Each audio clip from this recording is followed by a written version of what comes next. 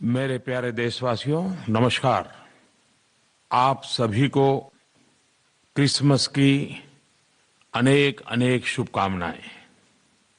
आज का दिन सेवा, त्याग और करुणा को अपने जीवन में महत्व देने का अवसर है।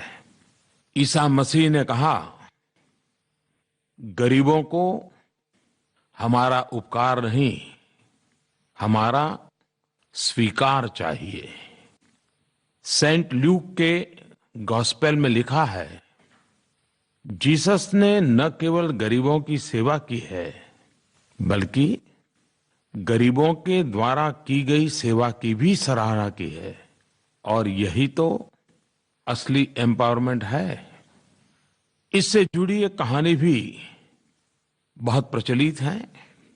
उस कहानी में बताया गया है कि जीसस एक टेम्पल ट्रेजरी के पास खड़े थे।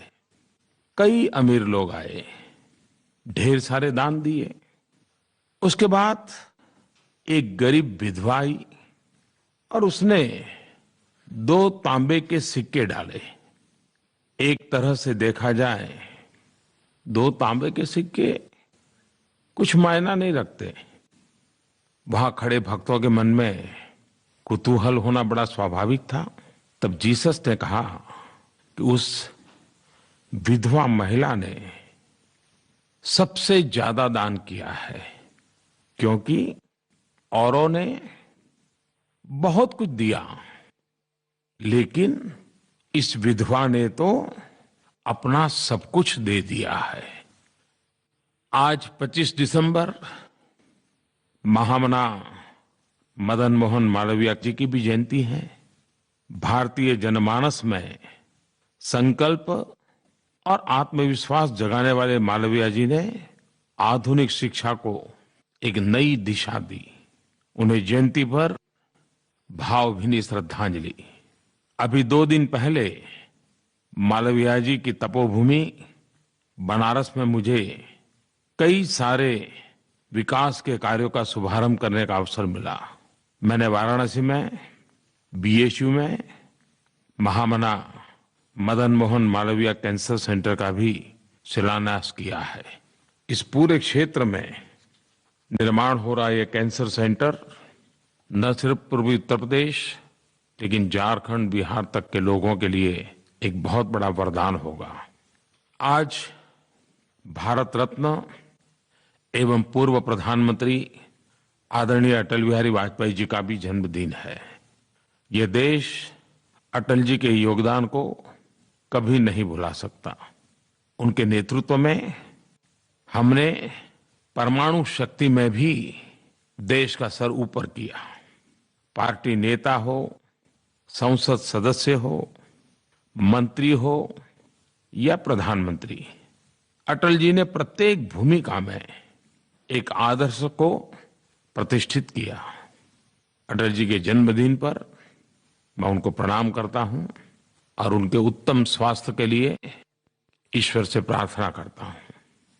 एक कार्यकर्ता के नाते अटल जी के साथ कार्य करने का सौभाग्य मिला।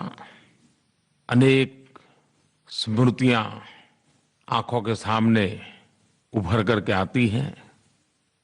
आज सुबह सुबह जब मैंने ट्वीट किया तो एक पुराना वीडियो भी मैंने शेयर किया है। एक छोटे कार्यकर्ता के रूप में अटल जी का स्नेह वर्षा का सौभाग्य कैसा मिलता था, उस वीडियो को देख करके ही पता चलेगा। आज क्रिसमस के दिन सौगात के रूप में देशवासियों को 2 योजनाओं का लाभ मिलने जा रहा है। एक प्रकार से 2 नवतर योजनाओं का आरंभ हो रहा है। पूरे देश में गांव हो या शहर हो, पढ़े लिखे हो या अनपढ़ हो, कैशलेस क्या है, कैशलेस कारोबार कैसे चल सकता है, बिना कैश खरीदारी कैसे की जा सकती है, चारों तरफ एक जिज्ञासा का माहौल बना है। हर कोई एक दूसरे से सीखना समझना चाहता है। इस बात को बढ़ावा देने के लिए मोबाइल बैंकिंग को ताकत मिले इसलिए, ई पेमेंट की आदत लगे इसलिए भारत सरकार ने ग्राहकों के लिए और छोटे व्यापारियों के लिए प्रोत्साहन योजना का आज से प्रारंभ हो रहा है। ग्राहकों को प्रोत्साहन करने के लिए योजना है लकी ग्राहक योजना और व्यापारियों को प्रोत्साहन करने के लिए योजना है डीजी धन व्यापार योजना। आज 25 दिसंबर को क्रिसमस की सौगात के रूप में 15,000 लोगों को ड्रॉ सिस्टम से इनाम मिलेगा और 15,000 के हर एक के खाते में 1,000 रुपया का इनाम जाएगा। और ये सिर्फ आज एक दिन के लिए नहीं है, ये योजना आज से शुरू होकर के 100 दिन तक चलने वाली है। हर दिन 15,000 लोगों को 1,000 रुपये का इनाम मिलने वाला है। 100 दिन में लाखों परिवारों तक करोड़ों रुपयों की सौगात पहुंचने वाली है। लेकिन ये इनाम के हकदार आप तब बनेंगे जब आप mobile banking, e banking, RuPay card, UPI, USSD, ये जितने डिजिटल भुगतान के तरीके हैं उनका उपयोग करोगे, उसी के आधार पर ड्रॉ निकलेगा। इसके साथ साथ ऐसे ग्राहकों के लिए सप्ताह में एक दिन बड़ा ड्रॉ होगा जिसमें इनाम भी लाखों में होंगे। और 3 महीने के बाद 14 अप्रैल डॉक्टर बाबा साहब आम्बेडकर की जन्म जयंती है। उस दिन एक बम्पर ड्रॉ होगा जिसमें करोड़ों के इनाम होंगे। डीजी धन व्यापार योजना प्रमुख रूप से व्यापारियों के लिए है। व्यापारी स्वयं इस योजना से जुड़े और अपना कारोबार भी कैशलेस बनाने के लिए ग्राहकों को भी जोड़े। ऐसे व्यापारियों को भी अलग से इनाम दिए जाएंगे और ये इनाम हजारों की तादाद में है। व्यापारियों को अपना व्यापार भी चलेगा और ऊपर से इनाम का अवसर भी मिलेगा। ये योजना समाज के सभी वर्गों, खास करके गरीब एवं निम्न मध्यम वर्ग, उनको केंद्र में रख करके बनाई गई है। और इसलिए जो 50 रुपये से ऊपर खरीदते हैं और 3,000 से कम पैसों की खरीदी करते हैं, उन्हीं को इसका लाभ मिलेगा। 3,000 रुपये से ज्यादा खरीदी करने वाले को इस इनाम का लाभ नहीं मिलेगा। गरीब से गरीब लोग भी यूएसएसडी का इस्तेमाल कर फीचर फोन, साधारण फोन के माध्यम से भी सामान खरीद भी सकते हैं, सामान बेच भी सकते हैं और पैसों का भुगतान भी कर सकते हैं। और वे सब इस इनाम योजना के लाभार्थी भी बन सकते हैं। ग्रामीण क्षेत्रों में भी लोग एईपीएस के माध्यम से खरीद बिक्री कर सकते हैं और वे भी इनाम जीत सकते हैं। कईयों को आश्चर्य होगा, भारत में आज लगभग 30 करोड़ रुपए कार्ड हैं, जिसमें से 20 करोड़ गरीब परिवार जो जनधन खाता वाले लोग हैं उनके पास है। ये 30 करोड़ लोग तो तुरंत इस इनामी योजना का हिस्सा बन सकते हैं। मुझे विश्वास है कि देशवासी इस व्यवस्था में रुचि लेंगे और आपके अगल बगल में जो नौजवान होंगे वो जरूर इन चीजों को जानते होंगे। आप थोड़ा सा उनको पूछोगे वो बता देंगे। अरे आपके परिवार में भी 10वीं 12वीं का बच्चा होगा तो वो भी भली भांति ये चीज आपको सिखा देगा। ये बहुत सरल है। जैसे आप मोबाइल फोन से व्हाट्सएप भेजते हैं ना, उतना ही सरल है। मेरे प्यारे देशवासियों, मुझे ये जानकर के खुशी होती है कि देश में टेक्नोलॉजी का उपयोग कैसे करना, ई पेमेंट कैसे करना, ऑनलाइन पेमेंट कैसे करना, इसकी जागरूकता बहुत तेजी से बढ़ रही है।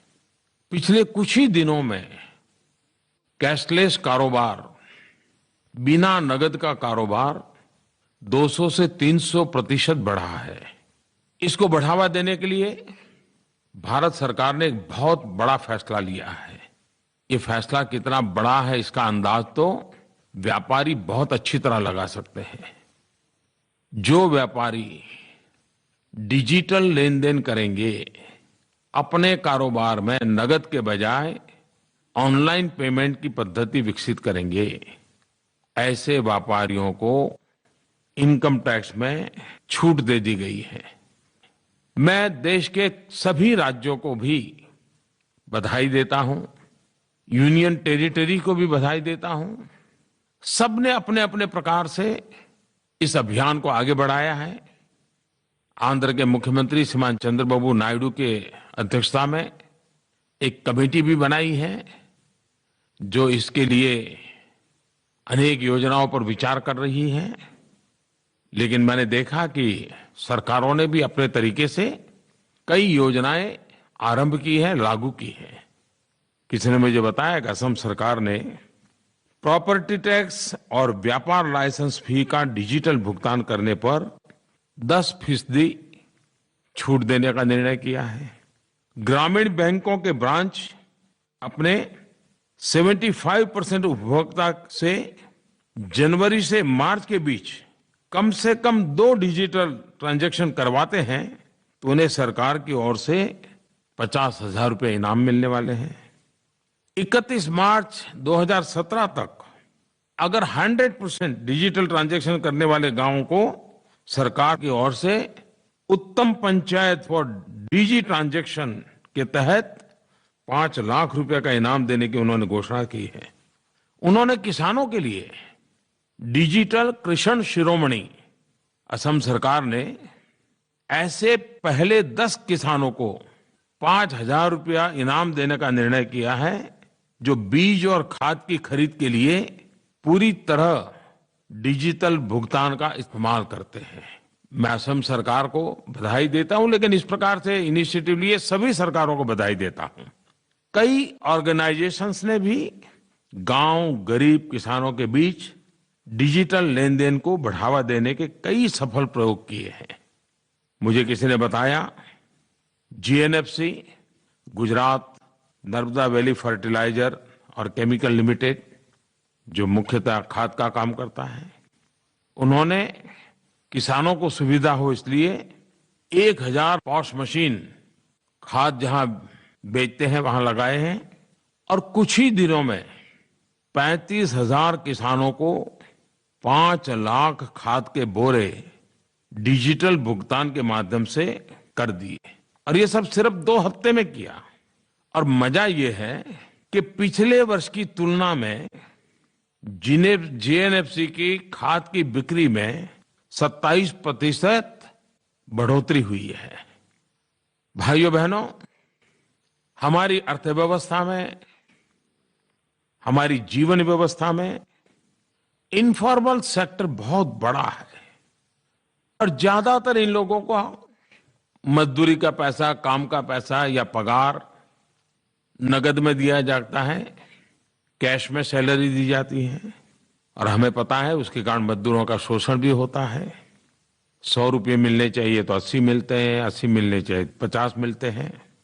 और इंश्योरेंस जैसे हेल्थ सेक्टर के दृष्टि से अन्य कई सुविधाएं होती है, उससे वो वंचित रह जाते हैं। लेकिन अब कैशलेस पेमेंट हो रहा है, सीधा पैसा बैंक में जमा हो रहा है। एक प्रकार से इनफॉर्मल सेक्टर फॉर्मल में कन्वर्ट होता जा रहा है। शोषण बंद हो रहा है। कट देना पड़ता तो वो कट भी अब बंद हो रहा है। और मजदूर को, कारीगर को, ऐसे गरीब व्यक्ति को पूरे पैसे मिलना संभव हुआ है। साथ साथ अन्य जो लाभ मिलते हैं वे लाभ का भी वो हकदार बन रहा है।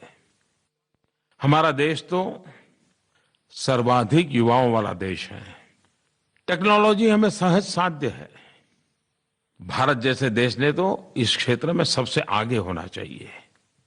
हमारे नौजवानों ने स्टार्टअप से काफी प्रगति की है। ये डिजिटल मूवमेंट एक सुनहरा अवसर है। हमारे नौजवान नए नए आइडियाज के साथ, नई नई टेक्नोलॉजी के साथ, नई नई पद्धति के साथ इस क्षेत्र को जितना बल दे सकते हैं देना चाहिए, लेकिन देश को काले धन से, भ्रष्टाचार से मुक्त कराने के अभियान में पूरी ताकत से हमने जुड़ना चाहिए। मेरे प्यारे देशवासियों, मैं हर महीने मन की बात के पहले लोगों से आग्रह करता हूं कि आप मुझे अपने सुझाव दीजिए, अपने विचार बताइए, और हजारों की तादाद में माईगॉव पर, नरेंद्र मोदी ऐप पर इस बार जो सुझाव आए, मैं कह सकता हूं 80-90% सुझाव भ्रष्टाचार और काले धन के खिलाफ की लड़ाई के संबंध में आए। नोटबंदी की चर्चा आई। इन सारी चीजों को जब मैंने देखा तो मैं मोटे मोटे तौर पे कह सकता हूं कि मैं उसको 3 भागों में विभाजित करता हूं। कुछ लोगों ने जो मुझे लिखा है उसमें नागरिकों को कैसी कैसी कठिनाइयां हो रही हैं, कैसी असुविधाएं हो रही हैं, इसके संबंध में विस्तार से लिखा है। लिखने वालों का दूसरा तबका वो है जिन्होंने ज्यादातर उन बातों पर बल दिया है कि इतना अच्छा काम, देश की भलाई का काम, इतना पवित्र काम, लेकिन उसके बावजूद भी कहां कहां कैसी कैसी धांधली हो रही है, किस प्रकार से बेईमानी के नए नए रास्ते खोजे जा रहे हैं, इसका भी जिक्र लोगों ने किया है। और तीसरा वो तबका है जिन्होंने जो हुआ है उसका तो समर्थन किया है, लेकिन साथ साथ ये लड़ाई आगे बढ़नी चाहिए, भ्रष्टाचार, काला धन पूर्णतया नष्ट होना चाहिए, इसके लिए और कठोर कदम उठाने चाहिए तो उठाने चाहिए, ऐसा बड़ा ही बल देकर के लिखने वाले लोग भी हैं। मैं देशवासियों का आभारी हूं कि इतनी सारी चिट्ठियां लिख करके मुझे आपने मदद की है। श्रीमान गुरु मणि केवल ने माईगॉव पर लिखा है, काले धन पर लगाम लगाने का यह कदम प्रशंसा के योग्य है। हम नागरिकों को परेशानी हो रही है, लेकिन हम सब भ्रष्टाचार के खिलाफ लड़ रहे हैं और इस लड़ाई में हम जो सहयोग दे रहे हैं उससे हम खुश हैं। हम भ्रष्टाचार, काला धन इत्यादि के खिलाफ मिलिट्री फोर्सेस की तरह लड़ रहे हैं। गुरु मणि केवल जी ने जो बात लिखी है, देश के हर कोने में से यही भावना उजागर हो रही है। हम सब इसको अनुभव कर रहे हैं। लेकिन ये बात सही है, जब जनता कष्ट झेलती है, तकलीफ झेलती है, तो कौन इंसान होगा जिसको पीड़ा ना होती हो। जितनी पीड़ा आपको होती है उतनी ही पीड़ा मुझे भी होती है। लेकिन एक उत्तम ध्येय के लिए, एक उच्च इरादे को पार करने के लिए साफ नियत के साथ जब काम होता है तो एक कष्ट के बीच, दुख के बीच, पीड़ा के बीच भी देशवासी हिम्मत के साथ डटे रहते हैं। ये लोग ही असल में एजेंट ऑफ चेंज, बदलाव के पुरोधा है।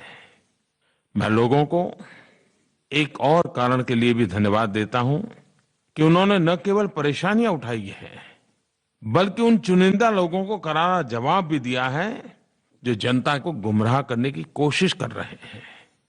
कितनी सारी अफवाहें फैलाई गई। भ्रष्टाचार और काले धन जैसी लड़ाई को भी सांप्रदायिकता के रंग से रंगने का भी कितना प्रयास किया गया। किसी ने अफवाह फैलाई, नोट पर लिखे स्पेलिंग गलत है। किसी ने कह दिया नमक का दाम बढ़ गया है। किसी ने अफवाह चला दी 2000 के नोट भी जाने वाली है, 500 और 100 के भी जाने वाली है, ये भी फिर से जाने वाला है। लेकिन मैंने देखा भांति भांति अफवाहों के बावजूद भी देशवासियों के मन को कोई डुला नहीं सका है। इतना ही नहीं, कई लोग मैदान में आए, अपने क्रिएटिविटी के द्वारा, अपनी बुद्धि शक्ति के द्वारा अफवाह फैलाने वालों को भी बेनकाब किया, अफवाहों को भी बेनकाब कर दिया और सत्य ला करके खड़ा कर दिया। मैं जनता के इस सामर्थ्य को भी शत शत नमन करता हूं। मेरे प्यारे देशवासियों, ये मैं साफ अनुभव कर रहा हूं, हर पल अनुभव कर रहा हूं। जब 125 करोड़ देशवासी आपके साथ खड़े हो, तब कुछ भी असंभव नहीं होता है। और जनता जनार्दन ही तो ईश्वर का रूप होती है। और जनता के आशीर्वाद ईश्वर के ही आशीर्वाद बन जाते हैं। मैं देश की जनता को धन्यवाद देता हूं, उन्हें नमन करता हूं कि भ्रष्टाचार और काले धन के खिलाफ इस महायज्ञ में लोगों ने पूरा उत्साह के साथ भाग लिया है। मैं चाहता था कि सदन में भ्रष्टाचार और काले धन के खिलाफ जो लड़ाई चल रही है, राजनीतिक दलों के लिए भी, पॉलिटिकल फंडिंग के लिए भी व्यापक चर्चा हो। अगर सदन चला होता तो जरूर अच्छी चर्चा होती। जो लोग अफवाहें फैला रहे हैं कि राजनीतिक दलों को सब छूटछाट है, ये गलत है। कानून सबके लिए समान होता है, चाहे व्यक्ति हो, संगठन हो या राजनीतिक दल हो। हर किसी ने कानून का पालन करना ही होता है और करना ही पड़ेगा। जो लोग खुल करके भ्रष्टाचार और काले धन का समर्थन नहीं कर पाते हैं, वे सरकार की कमियां ढूंढने के लिए पूरी देर लगे रहते हैं। एक बात ये भी आती है, बार बार नियम क्यों बदलते हैं? ये सरकार जनता जनार्दन के लिए है। जनता का लगातार फीडबैक लेने का प्रयास सरकार करती है। जनता जनार्दन को कहां कठिनाई हो रही है, किस नियम के कारण दिक्कत आती है, उसका क्या रास्ता खोजा जा सकता है। हर पल सरकार एक संवेदनशील सरकार होने के कारण जनता जनार्दन की सुख सुविधा को ध्यान में रखते हुए जितने भी नियम बदलने पड़ते हैं, बदलती है, ताकि लोगों की परेशानी कम हो। दूसरी तरफ मैंने पहले ही दिन कहा था, 8 तारीख को कहा था, ये लड़ाई असामान्य है। 70 साल से बेईमानी और भ्रष्टाचार के काले कारोबार में कैसी शक्तियां जुड़ी हुई है, उनकी ताकत कितनी है। ऐसे लोगों से मैंने जब मुकाबला करना ठान लिया है, तो वे भी तो सरकार को पराजित करने के लिए रोज नए तरीके अपनाते हैं। जब वो नए तरीके अपनाते हैं तो हमें भी तो उसके काट के लिए नया तैर का अपनाना पड़ता है। तू डाल डाल तो मैं पात पात, क्योंकि हमने तय किया है कि भ्रष्टाचारियों को, काले कारोबारों को, काले धन को मिटाना है। दूसरी तरफ कई लोगों के पत्र इस बात को लेकर के आए हैं जिसमें किस प्रकार की धांधलियां हो रही हैं, किस प्रकार से नए नए रास्ते खोजे जा रहे हैं, इसकी चर्चा है। मैं प्यारे देशवासियों को एक बात का हृदय से अभिनंदन करना चाहता हूं। आज आप लोग टीवी पर, समाचार पत्रों में देखते होंगे, रोज नए नए लोग पकड़े जा रहे हैं, नोटें पकड़ी जा रही हैं, छापे मारे जा रहे हैं, अच्छे अच्छे लोग पकड़े जा रहे हैं। ये कैसे संभव हुआ है? मैं सीक्रेट बता दूं? सीक्रेट ये है कि जानकारियां मुझे लोगों की तरफ से मिल रही है। सरकारी व्यवस्था से जितनी जानकारी आती है, उससे अनेक गुना ज्यादा सामान्य नागरिकों से जानकारियां आ रही है। और ज्यादातर हमें सफलता मिल रही है वो जन सामान्य की जागरूकता के कारण मिल रही है। कोई कल्पना कर सकता है मेरे देश का जागरूक नागरिक ऐसे तत्वों को बेनकाब करने के लिए कितना रिस्क ले रहा है, और जो जानकारियां आ रही हैं उसमें ज्यादातर सफलता मिल रही है। मुझे विश्वास है कि सरकार ने इसके लिए जो एक ईमेल एड्रेस इस प्रकार की खबरें देना चाहते हैं उनके लिए बनाया है, उस पर भी भेज सकते हो, माईगॉव पर भी भेज सकते हो। सरकार ऐसे सारे बुराइयों के साथ लड़ने के लिए प्रतिबद्ध है, और जब आपका सहयोग है तो फिर लड़ना बहुत आसान है। तीसरे पत्र लेखकों के ग्रुप ऐसा है, वे भी बहुत बड़ी संख्या में है। वो कहते हैं मोदी जी थक मत जाना, रुक मत जाना, और जितना कठोर कदम उठा सकते उठाओ, लेकिन अब एक बार रास्ता पकड़ा है तो मंजिल तक पहुंचना ही है। मैं ऐसे पत्र लिखने वाले सबको विशेष रूप से धन्यवाद करता हूं, क्योंकि उनके पत्र में एक प्रकार से विश्वास भी है, आशीर्वाद भी है। मैं आपको विश्वास दिलाता हूं कि पूर्ण विराम नहीं है, ये तो अभी शुरुआत है। ये जंग जीतना है, और थकने का तो सवाल ही कहां उठता है, रुकने का तो सवाल ही नहीं उठता है। और जिस बात पर 125 करोड़ देशवासियों के आशीर्वाद हो, उसमें तो पीछे हटने का कोई प्रश्न ही नहीं उठता है। आपको मालूम होगा हमारे देश में बेनामी संपत्ति का एक कानून 1988 1988 में बना था, लेकिन कभी भी न उसके रूल्स नहीं बने, उसको नोटिफाई नहीं किया, ऐसे ही वो ठंडे बस्ते में पड़ा रहा। हमने उसको निकाला है और बड़ा धारदार बेनामी संपत्ति का कानून हमने बनाया है। आने वाले दिनों में वो कानून भी अपना काम करेगा। देश हित के लिए, जनहित के लिए जो भी करना पड़े, ये हमारी प्राथमिकता है। मेरे प्यारे देशवासियों, पिछली बार भी मन की बात में मैंने कहा था, इन कठिनाइयों के बीच भी हमारे किसानों ने कड़ी मेहनत करके बुआई में पिछले साल का रिकॉर्ड तोड़ दिया। कृषि क्षेत्र की दृष्टि से ये शुभ संकेत है। इस देश का मजदूर हो, इस देश का किसान हो, इस देश का नौजवान हो, इन सब के परिश्रम आज नए रंग ला रहे हैं। पिछले दिनों विश्व के अर्थ मंच पर भारत ने अनेक क्षेत्रों में अपना नाम बड़े गौरव के साथ अंकित करवाया है। हमारे देशवासियों के लगातार प्रयासों का परिणाम है। अलग अलग इंडिकेटर्स के जरिए भारत की वैश्विक रैंकिंग में बढ़ोतरी दिखाई दे रही है।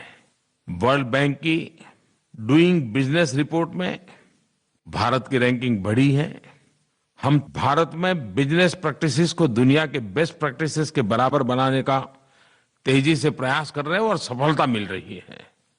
अंकटेड उसके द्वारा जारी वर्ल्ड इन्वेस्टमेंट रिपोर्ट के अनुसार top prospective host economies for 2016-18 में भारत का स्थान तीसरा पहुंच गया है।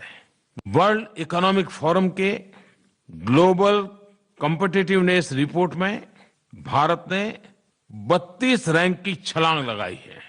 ग्लोबल इनोवेशन इंडेक्स 2016 में हमने 16 स्थानों की बढ़त हासिल की है और वर्ल्ड बैंक के लॉजिस्टिक परफॉर्मेंस इंडेक्स 2016 में 19 रैंक की बढ़ोतरी हुई है। कई रिपोर्ट ऐसे हैं जिसके मूल्यांकन भी इसी और इशारा करते हैं। भारत तेजी से आगे बढ़ रहा है। मेरे प्यारे देशवासियों, इस बार संसद का सत्र देशवासियों की नाराजगी का कारण बना। चारों तरफ संसद के गतिविधि के संबंध में रोष प्रकट हुआ। राष्ट्रपति, उपराष्ट्रपति जी ने भी प्रकट रूप से नाराजगी व्यक्त की। लेकिन इस हालात में भी कभी कभी कुछ अच्छी बात भी हो जाती है और तब मन को एक बहुत संतोष मिलता है। संसद के हो हल्ले के बीच एक ऐसा उत्तम काम हुआ जिसकी तरफ देश का ध्यान नहीं गया है। भाइयों बहनों, आज मुझे इस बात को बताते हुए गर्व और हर्ष की अनुभूति हो रही है कि दिव्यांग जनों पर जिस मिशन को लेकर के मेरी सरकार चली थी, उससे जुड़ा एक बिल संसद में पारित हो गया। इसके लिए मैं लोकसभा और राज्यसभा के सभी सांसदों का आभार व्यक्त करता हूं। देश के करोड़ों दिव्यांग जनों की तरफ से आभार व्यक्त करता हूं। दिव्यांगों के लिए हमारी सरकार कमिटेड है। मैंने निजी तौर पर भी इसे लेकर मुहिम को गति देने की कोशिश भी की है। मेरा इरादा था दिव्यांग जनों को उनका हक मिले, सम्मान मिले, जिसके वो अधिकारी हैं। हमारे प्रयासों और भरोसों को हमारे दिव्यांग भाई बहनों ने उस वक्त और मजबूती दी जब वे पैरालंपिक्स में 4 मेडल जीत करके ले आए। उन्होंने अपनी इस जीत से न केवल देश का मान बढ़ाया, बल्कि अपनी क्षमता से लोगों को आश्चर्यचकित भी कर दिया। हमारे दिव्यांग भाई बहन भी देश के हर नागरिक की तरह हमारी एक अनमोल विरासत है, अनमोल शक्ति है। मैं आज बेहद खुश हूं कि दिव्यांग जनों के हित के लिए ये कानून पास होने के बाद दिव्यांगों के पास नौकरी के ज्यादा अवसर होंगे। सरकारी नौकरियों में आरक्षण की सीमा बढ़ाकर के 4% कर दी गई है। इस कानून से दिव्यांगों की शिक्षा, सुविधा और शिकायतों के लिए विशेष प्रावधान भी किए गए हैं। दिव्यांगों को लेकर के सरकार कितनी संवेदनशील है, इसका अंदाज आप इस बात से लगा सकते हैं कि केंद्र सरकार ने पिछले 2 वर्ष में दिव्यांग जनों के लिए 4,350 कैंप लगाए, 352 करोड़ रुपयों की राशि खर्च करके 5,80,000 दिव्यांग भाई बहनों को उपकरण बांटे। सरकार ने यूनाइटेड नेशन की भावना के अनुरूप ही नया कानून पारित किया है। पहले दिव्यांगों की श्रेणी 7 प्रकार की हुआ करती थी, लेकिन अब कानून बना करके उसे 21 प्रकार की कर दी गई है। इसमें 14 नई श्रेणियां और जोड़ दी है।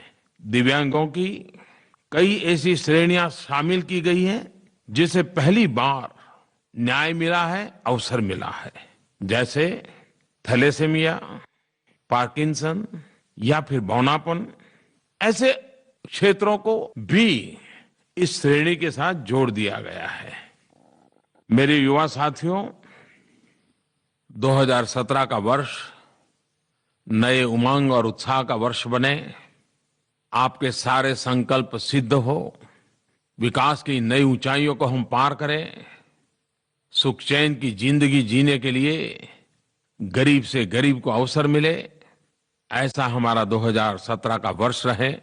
2017 के वर्ष के लिए मेरी तरफ से सभी देशवासियों को अनेक अनेक शुभकामनाएं। बहुत बहुत धन्यवाद।